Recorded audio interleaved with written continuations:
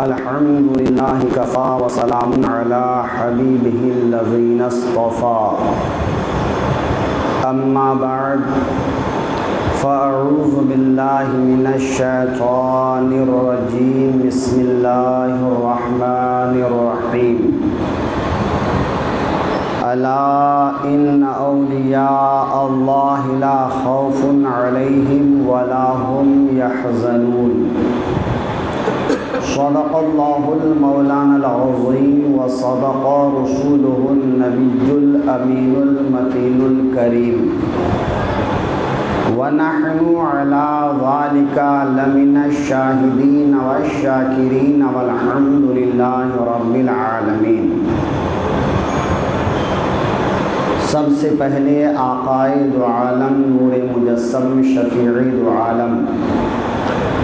رسول مکرم حضرت جناب محمد مصطفیٰ صلی اللہ علیہ وآلہ وسلم کی دربار گوہربار میں انتہائی عقیدت و محبت کے ساتھ درود پاک کا نذرانہ پیش کریں۔ اللہم صلی علی سیدنا و مولانا محمد بارک وسلم صلاۃ و سلاما علیک یا رسول اللہ صلی اللہ تعالی علیہ وآلہ وسلم۔ آنکھ والا تیری جوبن کا تماشا دیکھے،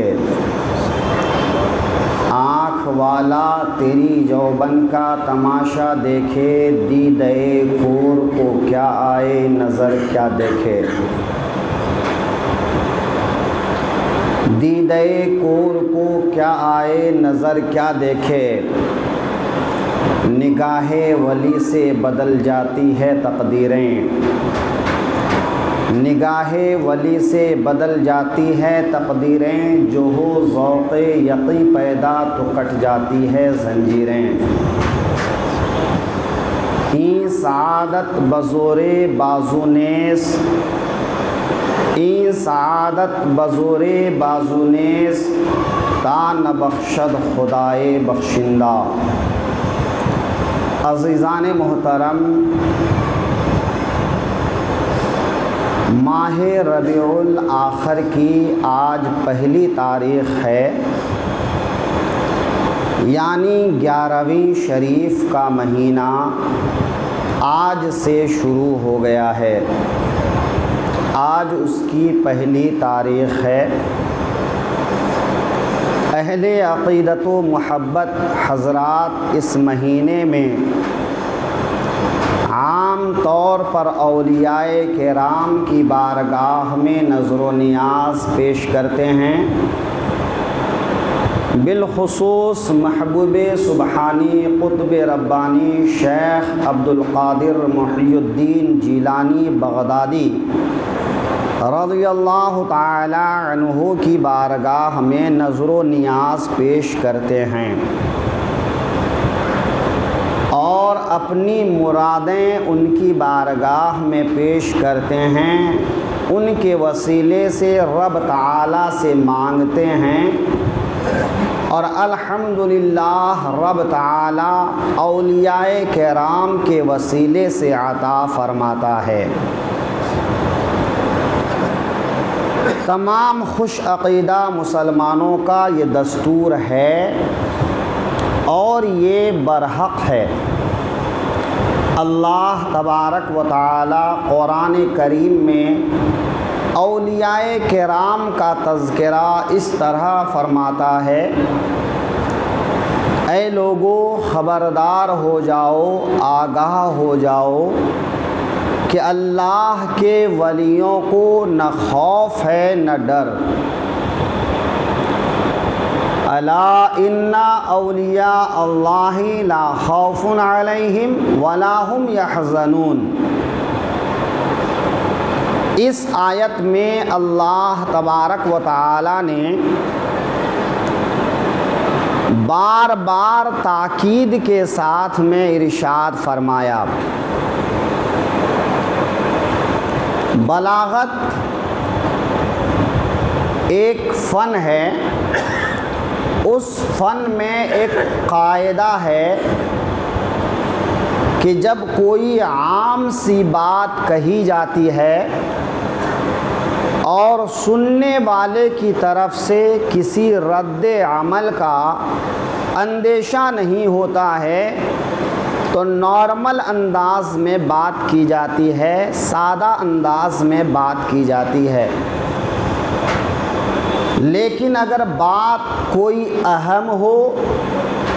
یا پھر سامنے والے کی طرف سے انکار کا اندیشہ ہو تو اب وہاں بات میں زور دے کے بولتے ہیں، اس میں تاکید کے ساتھ بولتے ہیں۔ تو اس طریقے کو اللہ رب العزت نے قرآن پاک میں بھی اپنایا ہے کہ بہت سے احکام جن کے تعلق سے انکار کا اندیشہ نہیں تھا، وہاں پر سیدھا سیدھا احکام بیان فرمایا، اور جہاں پر انکار کا اندیشہ تھا،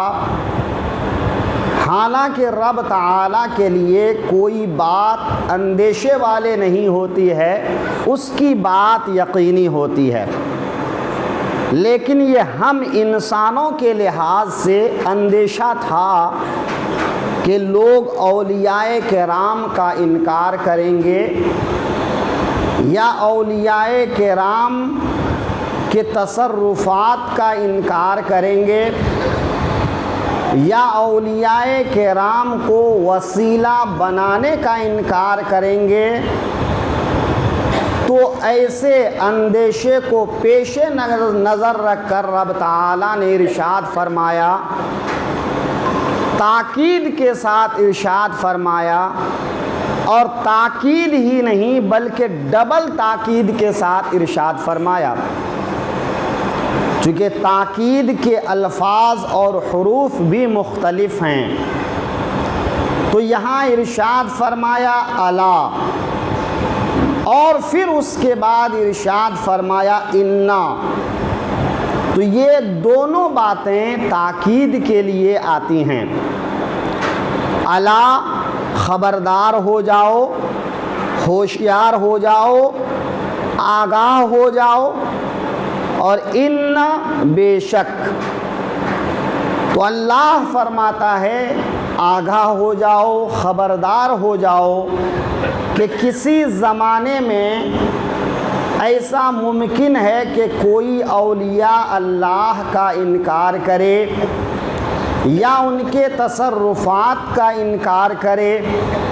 یا ان کے توسل کا انکار کرے یا ان کی بارگاہ میں وسیلہ لینے والوں کو لعن طعن کرے، بدعتی کہے۔ تو ایسے حالات کے پیش نظر ارشاد فرمایا خبردار ہو جاؤ، بے شک اللہ کے ولیوں کو نہ کسی چیز کا خوف ہے اور نہ کسی چیز کا غم ہے، یعنی دنیا میں کسی چیز کے ہلاک ہونے، برباد ہونے کا انہیں کوئی خوف نہیں ہے اور آخرت کا انہیں کوئی ڈر نہیں ہے۔ کیوں ایسا ہے؟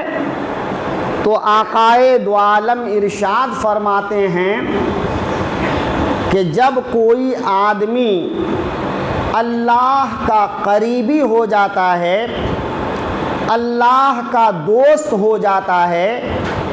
اللہ کا ولی ہو جاتا ہے، تو میرے آقا ارشاد فرماتے ہیں کہ پھر اس وقت اللہ تعالی اس کے لیے کان ہو جاتا ہے۔ مطلب کیا ہے کہ کان اس اللہ کے بندے کا ہوتا ہے، لیکن اس میں سننے کی خاص طاقت اللہ عطا فرما دیتا ہے، اور اسی خاص طاقت کو، اسی خاص قدرت کو اپنی طرف نسبت کرتے ہوئے ارشاد فرماتا ہے کہ میں اس کا کان ہو جاتا ہوں،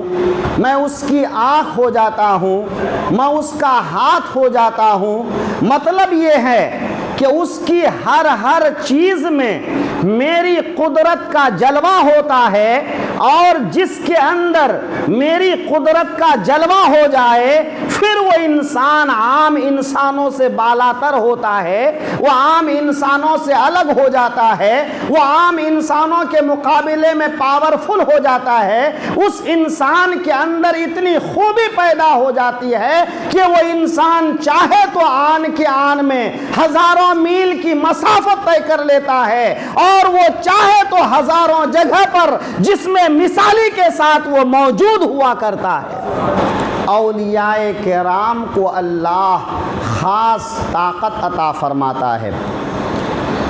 ایسی طاقت جس طاقت کا مقابلہ پھر کوئی عام انسان نہیں کر سکتا، عام آدمی نہیں کر سکتا، اور اسی طاقت اور اسی قدرت کی بنیاد پر اللہ کا وہ بندہ ایک عام بندے کے درمیان اور اللہ رب العزت کے درمیان رابطے کا کام کرتا ہے، وسیلے کا کام کرتا ہے،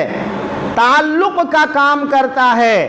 کہ جب ایک عام انسان اپنی دعائیں مانگتا ہے اور اس کی دعائیں قبول ہونے نہ ہونے کے بارے میں اسے تردد ہوتا ہے، تو پھر وہ کسی اللہ کے ولی کی درگاہ میں جاتا ہے، ان کی بارگاہ میں جاتا ہے، ان کی حاضری دیتا ہے، اور انہیں وسیلہ بنا کر رب تعالیٰ سے دعا مانگتا ہے کہ الہ العالمین میری دعا اگرچہ کمزور ہے، میری دعا اگرچہ ناقص ہے، میری زبان اگرچہ گنہگار ہے، میں اگرچہ اس لائق نہیں کہ تیری بارگاہ میں منہ اٹھا کر کچھ مانگ سکوں، لیکن تیرے محبوب کے وسیلے سے مانگتا ہوں، تیرے مقرب کے وسیلے سے مانگتا ہوں، تیرے وسیلے تیرے ولی کے وسیلے سے مانگتا ہوں، تیرے نیک بندوں کے وسیلے سے مانگتا ہوں، مولا میری خاطر نہ صحیح تو ان اولیاء اللہ کی خاطر مجھے عطا فرما دے۔ تو پھر اللہ ہم گنہگاروں کو نہیں دیکھتا، اللہ بیچ میں ہم جسے وسیلہ بناتے ہیں اس وسیلہ کو دیکھتا ہے، اس ولی اللہ کو دیکھتا ہے، اس نیک بندے کو دیکھتا ہے، اور اس نیک بندے کی خاطر گنہگاروں کو عطا فرما دیتا ہے، خطا کاروں کو عطا فرماتا ہے۔ اسی لیے کہا گیا ہے کہ بدارا ببخشد بنے کا کریم، اللہ کریم ہے، وہ بدوں کو، وہ گنہگاروں کو نیکوں کے صدقے میں بخش دیا کرتا ہے، اللہ والوں کے صدقے میں بخش دیا کرتا ہے، اپنے مقرب بندوں کے صدقے میں بخش دیا کرتا ہے، اپنے چاہنے والوں کے لیے بخش دیا کرتا ہے، ہماری خاطر نہ صحیح لیکن ان کی خاطر وہ عطا فرما دیا کرتا ہے۔ قرآن پاک میں آیا ہے ان الحسنات یذہبن السیئات، نیکیاں برائیوں کو مٹا دیتی ہیں۔ آپ بار بار علماء سے سنتے ہیں کہ جب آپ کوئی نیکی کرتے ہیں تو اللہ آپ کے درجے کو بلند بھی فرماتا ہے، اور اس نیکی کے طفیل اللہ آپ کے گناہوں کو معاف بھی فرماتا ہے۔ ایک طرف بلندیاں عطا کرتا ہے اور دوسری طرف گناہوں کو مٹاتا رہتا ہے۔ تو اگر نیکیوں کی وجہ سے اللہ گناہ کو مٹاتا ہے، درجوں کو بلند فرماتا ہے، تو نیکی والوں کی طرف سے جب ہم نیکی والوں کی طرف وسیلہ کر کے اللہ سے مانگتے ہیں تو اللہ پھر ہم کو نہیں ان نیکوں کو دیکھتا ہے، نیکیوں والوں کو دیکھتا ہے، ان قریبی بندوں کو دیکھتا ہے، ان چاہنے والوں کو دیکھتا ہے، جن کی شان یہ ہوتی ہے کہ وہ ارشاد فرماتے ہیں، میرے غوث اعظم فرماتے ہیں کہ میرا رب فرماتا ہے اے عبد القادر کھا لے تو میں کھا لیتا ہوں، جب تک میرا رب نہیں فرماتا ہے تب تک میں نہ کھاتا ہوں نہ میں پیتا ہوں۔ یہ ہے اولیاء اللہ کا مقام۔ کہ اولیاء اللہ جو کچھ بھی کرتے ہیں وہ اپنے نفس کے لیے نہیں، اپنے رب کے لیے کرتے ہیں، اپنے معبود کے لیے کرتے ہیں، حق تعالی کے لیے کرتے ہیں، خلق خدا کے لیے کرتے ہیں، ایمان والوں کے لیے کرتے ہیں، وہ انسانوں کے لیے کرتے ہیں۔ حضرت علی رضی اللہ تعالی عنہ سے ایک روایت امام احمد نے مسند احمد میں روایت کیا ہے، اس کا مفہوم یہ ہے کہ ایک آدمی حضرت علی کے پاس حاضر ہوتا ہے اور کہتا ہے اللہ شام والوں پر لعنت کرے۔ لعنت کا مطلب یہ ہوتا ہے کہ کسی کو اللہ کی رحمت سے دور کر دینا، کسی خاص آدمی کا نام لے کر لعنت بھیجنا جائز نہیں ہے، اور ویسے بھی بار بار لوگوں پر لعنت بھیجنا اچھا نہیں ہے۔ ہاں، اگر کوئی جماعت، کوئی گروہ بغیر خاص کیے ہوئے ایسے لوگوں کے بارے میں کہا جائے تو کہنے میں مضائقہ بھی نہیں ہے۔ مثال کے طور پر اللہ نے جھوٹ بولنے والوں کے بارے میں ارشاد فرمایا ہے کہ جھوٹ بولنے والوں پر اللہ کی لعنت ہوتی ہے، اور بہت سے لوگوں کے بارے میں ارشاد ہوا کہ ان پر اللہ کی لعنت ہوتی ہے، فرشتوں کی لعنت ہوتی ہے، لعنت بھیجنے والوں کی لعنت ہوتی ہے۔ تو بغیر خاص کیے ایسے لوگوں پر جو گناہ میں ملوث رہیں، معصیت میں مبتلا رہیں، اللہ کی نافرمانی میں مبتلا رہیں، اللہ والوں کو ایذا پہنچائیں، اللہ کے ولیوں سے دشمنی رکھیں، ایسے لوگوں پر لعنت بھیجنا جائز ہے، لیکن ہر وقت آدمی کے لیے مناسب نہیں ہے کہ بس زبان سے لعنت کی بات نکالے۔ الغرض ایک آدمی حضرت علی رضی اللہ تعالی عنہ کی بارگاہ میں حاضر ہے اور کہتا ہے شام والوں پر لعنت ہو۔ حضرت علی رضی اللہ عنہ ارشاد فرماتے ہیں نہیں، میں نے اللہ کے حبیب صلی اللہ علیہ وسلم سے سنا ہے، اللہ کے حبیب ارشاد فرماتے ہیں کہ ملک شام میں ابدال رہا کرتے ہیں، اور ابدال وہ انسان ہیں، وہ اولیاء اللہ ہیں، وہ اللہ کے نیک بندے ہیں کہ حدیث پاک میں ہے کہ اللہ ان کی وجہ سے آسمان سے پانی برساتا ہے، اللہ ان کی وجہ سے کھیتیاں اگاتا ہے، اللہ ان کی وجہ سے لوگوں پر رحمتیں نازل فرماتا ہے، اللہ ان کی وجہ سے لوگوں سے بلاؤں کو ٹالتا ہے۔ تو قرآن پاک میں بھی اولیاء کرام کی فضیلت آئی ہے، اور حدیث پاک میں بھی اولیاء اللہ کی شان اللہ کے حبیب نے بیان فرمایا ہے۔ ایک اور حدیث ہے، آقائے دو عالم کا ارشاد ہے، من عاد لی ولیا فقد اذنتہ للحرب، کہ جو کسی ولی سے دشمنی کرے، کسی ولی سے عداوت رکھے، تو میں اس کے لیے اعلان جنگ کرتا ہوں، میں اس سے جنگ کی دعوت دیتا ہوں۔ اور یہ بھی نہیں کہ کسی خاص وقت کے لیے، دنیا میں جب دو گروہوں کے درمیان جنگ ہوتی ہے تو ایک مدت کے لیے ہوتی ہے، لیکن اللہ فرماتا ہے میں اسے جنگ کی دعوت دیتا ہوں جو میرے ولیوں سے دشمنی کرے، میرے ان مخصوص بندوں سے دشمنی کرے، اب ذرا اندازہ لگائیے، جس سے دشمنی اور جنگ کا اللہ اعلان فرما رہا ہو، اس کا حال کیا ہوگا، اس کی دنیا کیسی ہوگی، اس کی آخرت کیسی ہوگی، اس کے لیے بخشش کیسے ہوگی۔ یقیناً جو اللہ سے جنگ کرے گا نہ وہ دنیا میں فلاح پائے گا اور نہ وہ آخرت میں فلاح پائے گا۔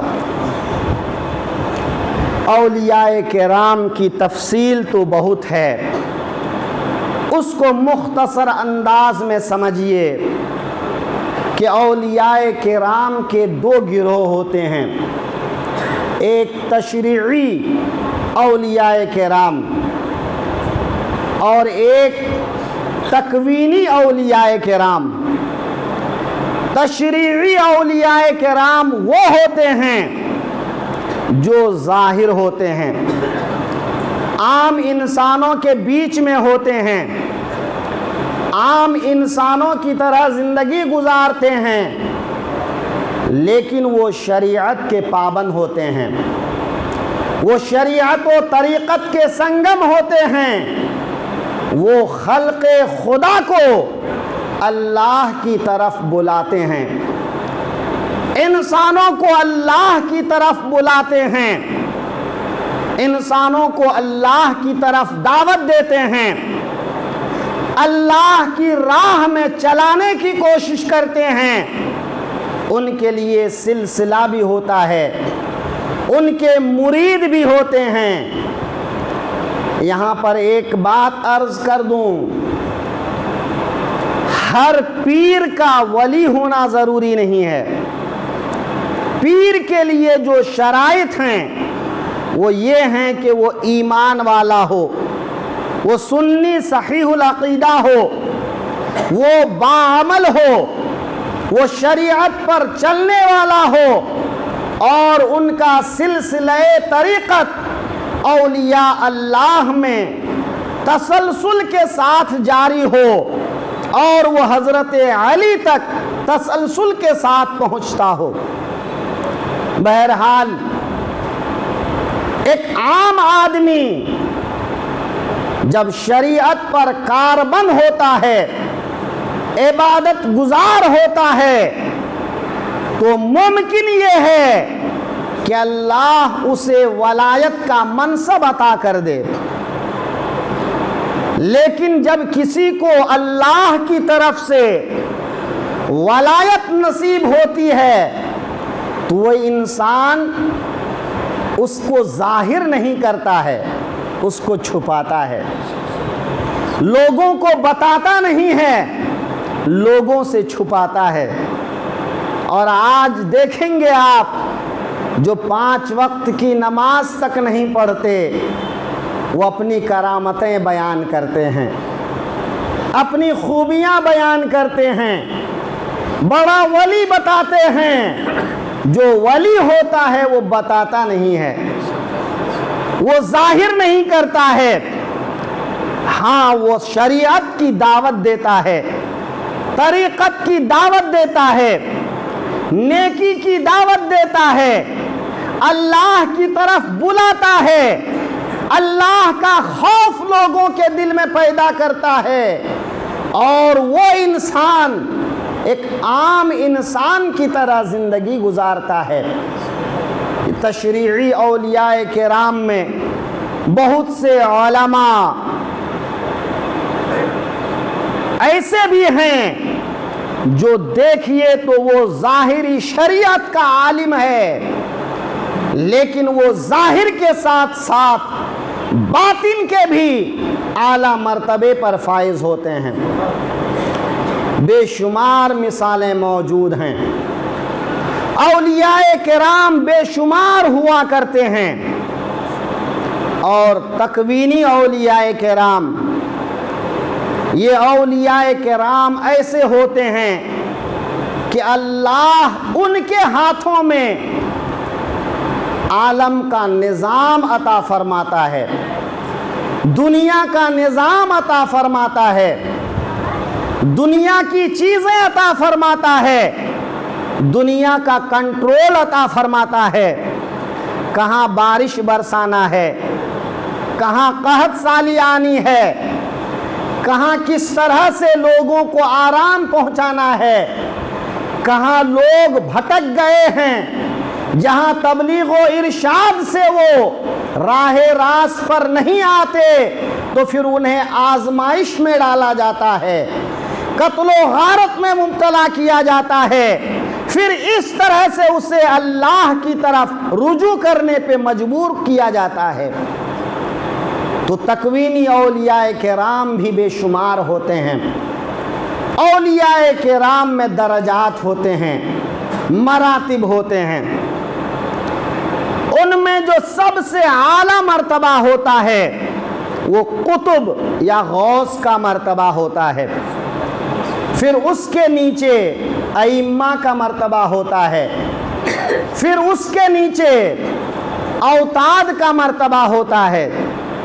गौस हर ज़माने में एक ही आदमी होते हैं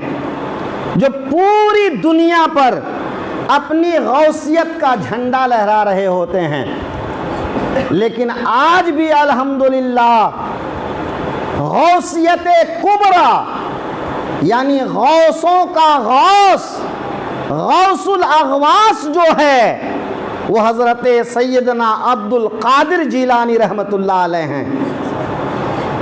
कि आज उनकी नियाबत में लोग गौस होकर पूरी दुनिया में हुक्मरानी करते हैं, लेकिन गौसियत कुबरा का मकाम आज भी उन्हीं को आता है। उनके नीचे दो अइम्मा होते हैं जो उनके वज़ीर की हैसियत से होते हैं। उनके नीचे औताद होते हैं जो हर ज़माने में 4 लोग होते हैं।